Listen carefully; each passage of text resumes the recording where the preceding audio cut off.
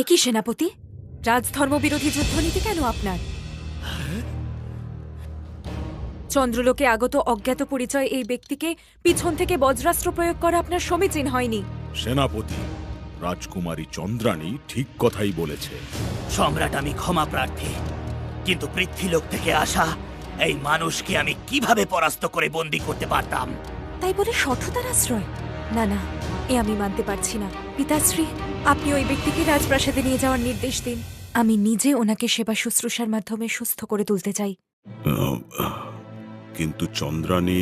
পিতাশ্রী, একজন অপরাধীকেও তো আত্মপক্ষে কিছু বলার সুযোগ দেওয়া হয়, আর এই মানুষের সম্পর্কে কিছু না জেনে তার সাথে এহেন আচরণ কি সমর্থনযোগ্য? তাছাড়া আপনি হয়তো লক্ষ্য করেননি, উনি চন্দ্রলোকে এসেছেন আমাদের পক্ষীরাজ ঘোড়ায় চড়ে। উনি পক্ষীরাজ ঘোড়া পেলেন কোথায়? পৃথ্বীলোকে এর পক্ষীরাজ ঘোড়া তো আর এমনি এমনি যায়নি। নিশ্চয়ই এর মধ্যে কোনো রহস্য আছে। তুমি ঠিকই বলেছ রাজকুমারী। এই মনুষ্যের জ্ঞান ফিরলে সকল রহস্য উন্মোচিত হবে। শোনো, একে যত্ন সহকারে রাজপ্রাসাদের অন্দরমহলে নিয়ে যাওয়া হোক। রাজকুমারী চন্দ্রানী টানা ২১ দিন ধরে দিনরাত কাঠুরিয়াকে সেবা শুশ্রূষার দ্বারা সুস্থ করে তোলে।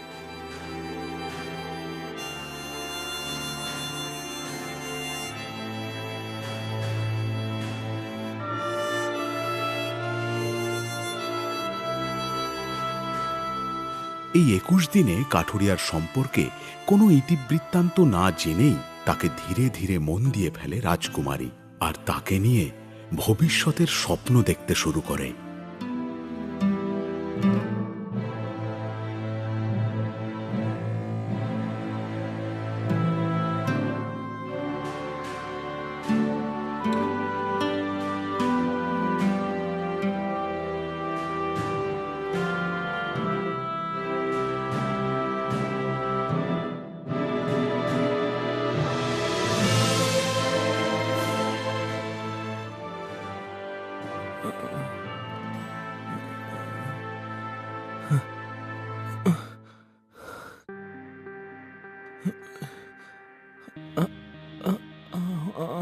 আমি কোথায়?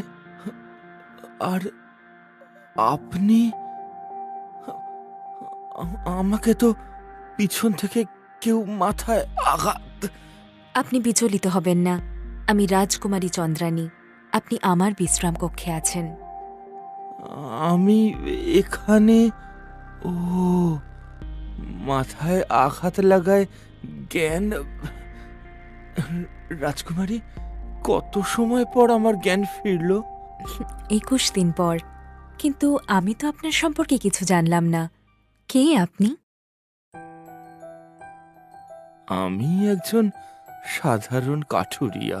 আপনি একজন সাধারণ কাঠুরিয়া? কিন্তু সেটা তো তখন মনে হলো না যখন আপনি আমাদের সৈন্যদের সাথে তলোয়ার হাতে যুদ্ধ করছিলেন। কি বীর বিক্রমেই না আপনি যুদ্ধ করছিলেন! আমাদের কোনো সৈন্যই আপনাকে পরাস্ত করতে পারছিল না। তা আপনি তো কোনো অংশেই কোনো যুবরাজের থেকে কম নন। যেমন আপনি সুপুরুষ, তেমনই আপনি বীর যোদ্ধা। জানি না কি উদ্দেশ্যে আপনি পৃথ্বীলোক থেকে চন্দ্রলোকে এসেছেন, তা জানার বিন্দুমাত্র আগ্রহ আমার নেই। আমি আপনার শৌর্যে, বীর্যে মুগ্ধ হয়ে গেছি। আপনাকে ধীরে ধীরে ভালোবেসে ফেলেছি। আপনার সাথে জীবন কাটানোর কত স্বপ্ন দেখেছি। আপনাকে পেয়ে যেন ধন্য মনে হচ্ছে নিজেকে। কাঠুরিয়া, আমার এই প্রেম প্রস্তাব তুমি গ্রহণ করো। আপনি আমাকে জীবন দান করেছেন। ২১ দিন ধরে সেবা যত্ন দিয়ে আমাকে সুস্থ করে তুলেছেন। তার জন্য আপনার কাছে আমি চিরকৃতজ্ঞ। আর আপনার মতো এত সুন্দর মনের, কোমল হৃদয়ের, অপরূপ সুন্দর রাজকুমারীর ভালোবাসা লাভ করা সত্যিই ভাগ্যের। কিন্তু কিন্তু আমি সেই ভাগ্যবান নই। আমাকে মার্জনা করবেন। আমি বিবাহিত।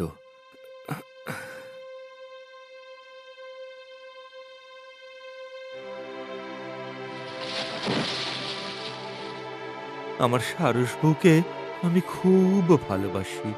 কিন্তু সেনাপতি ক্রুর সিং এর নোংরা নজর আমার সারস বউয়ের উপর পড়ে। জোর করে বিয়ে করার জন্য সেনাপতি তাকে অপহরণ করে এই চন্দ্রলোকে নিয়ে এসে বন্দি করে রেখেছে। সেনাপতি খুবই ঘৃণ্য কাজ করেছে। কিন্তু এই চন্দ্রলোকে আমি সারস বউকে কোথায় খুঁজব? আর আর কি করেই বা খুঁজব? আমি আপনার সারসবউকে খুঁজতে সাহায্য করব। আমি জানি প্রাণের থেকে প্রিয় কাউকে হারানোটা কতটা দুঃখের, কষ্টের। রাজকুমারী, আমাকে ক্ষমা করবেন। আমি আপনাকে আঘাত দিতে চাইনি, কিন্তু আমি তো জীবনে প্রথমবার মন প্রাণ দিয়ে আপনাকেই ভালোবেসেছি। আপনাকে আমার হৃদয় সঁপে দেওয়ার পূর্বে জানতাম না যে আপনি বিবাহিত। আপনি আপনার স্ত্রীর সন্ধানে এখানে এসেছেন, কিন্তু এখন তো আমি আপনাকে মন দিয়ে ফেলেছি। সেই মনকে কি করে আমি ফিরে পাব? আপনি আমায় ভালোবাসতে পারবেন না জানি, কিন্তু আমি আপনাকে আমার মৃত্যুর পূর্ব মুহূর্ত পর্যন্ত ভালোবেসে যাব। আর আপনাকে আপন করে পাওয়া, আমি তো আর সারস বউয়ের মতো ভাগ্যবতী নই। আমি ভাগ্যবান যে সারস বউয়ের মতো একজন জীবন সঙ্গিনীকে পেয়েছি। আমরা যদি চন্দ্রলোকের গণৎকার আচার্য রোহাইদ্দর্পমের নিকট যাই, তাহলে সেনাপতি সারস বউকে কোথায় বন্দী করেছে নিশ্চিত তার কোনো ঠিকানা পাওয়া যাবে। ও ও, হ্যাঁ, চলুন তাহলে। ও, আর একটা কথা, সেনাপতি ক্রুর সিং সম্রাট চন্দ্রাদিত্যকে হত্যা করে সাম্রাজ্য লুট করার ষড়যন্ত্র করেছে। আপনার প্রতিও সেনাপতির নজর ভালো। বুঝেছি। শীঘ্র চলুন। পিতাশ্রী আর সারস বউকে বিপদ হতে উদ্ধার করতেই হবে। একটি অদ্ভুত দেখতে ঘরের মধ্যে বসে আছেন শতাধিক আয়ুর গণৎকার আচার্য রোহাইদর্পম। সামনে তার গণনের সরঞ্জামাদি। রাজকুমারী চন্দ্রানী ও কাঠুরিয়া ঘরে প্রবেশ করল। আসুন আসুন রাজকুমারী, বসুন বসুন। বলুন বলুন, আমি আপনার কি সেবা করতে পারি? আচার্য, আপনি অতি শীঘ্র গণনা করে দেখুন তো সারস বউকে সেনাপতি ক্রুর সিং কোথায় বন্দী করে রেখেছে, আর আমার পিতাশ্রীর বিপদ কবে আর কিভাবে হবে। অবশ্যই অবশ্যই রাজকুমারী, আমি একটু বিচার করে বলছি।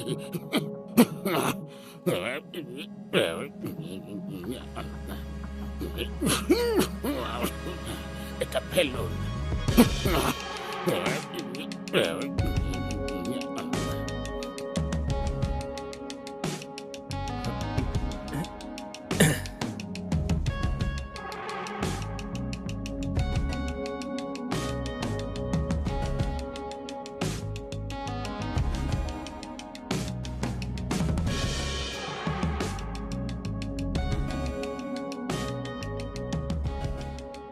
সারস বউকে সেনাপতি ক্রুর সিং মায়াবী চন্দ্রবতী বনে বন্দি করে রেখেছে। তবে ওই চন্দ্রবতী বনে প্রবেশ করতে গেলে চরকা কাটা চাঁদের বুড়ির হিয়ালি শুনে যেতে হবে, কারণ ওই হিয়ালির মধ্যেই আছে মায়াবী চন্দ্রবতী বনের মায়াজাল ভেদ করার উপায়। এই নিন রাজকুমারী, এটা ফেলুন।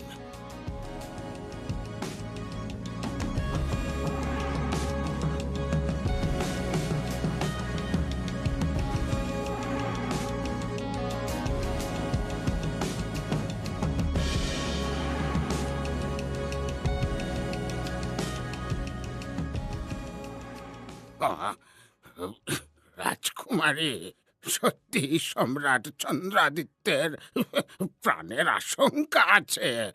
সেনাপতি সম্রাটকে বিষ প্রয়োগ করে হত্যা করতে চায়। ওনার জীবনের সংকট আসন্ন। আপনারা অতি শীঘ্রই গিয়ে সম্রাট চন্দ্রাদিত্যকে বাঁচান। হ্যাঁ আচার্য, আমরা শীঘ্রই যাচ্ছি। যান যান যান।